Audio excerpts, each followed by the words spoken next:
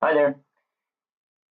I'm trying to create a couple of videos to be able to explain my slides. I have had a lot of questions, and hopefully this selection of videos will be able to open your mind up to how to become a grand champion as well, or even just do very well at the game as it stands.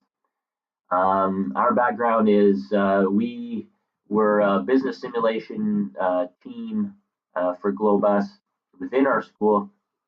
We did very well there, and we got invited to the invitational, and we got top spot within Industry One for the August 2018 invitational. The overall strategy that we need to keep in mind is to begin with the end in mind. You want to do well, and the final grade is not an average of the previous year's scores. It's, say, for example, you did very poorly in credit rating, stock price, and image in the first half of the game. It doesn't matter. But so you can use this fact to change the tables on your opponent. Say, for example, you spend a lot of your opponents spend a lot of effort trying to keep their credit rating, stock price, or image up in the first half of the game. That's wasted effort. Instead, use that same effort to be able to store up value for the last part of the game on your credit rating, stock prices, and image scores.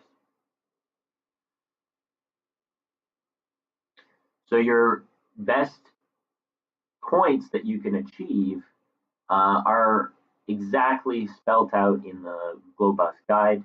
I'd encourage you to read that Glo-Bus guide, but also to summarize it so that you'd be able to really focus down on what you're trying to accomplish with the Glo-Bus game.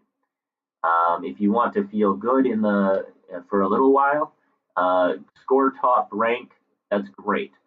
If you want to do well at the very end of the game, which is what matters, and what the final rankings are, and how well I imagine that you might do in your course, if it be a course, it's the final scoring that matters. I can't stress this enough. This is what you have to think about when you play this game.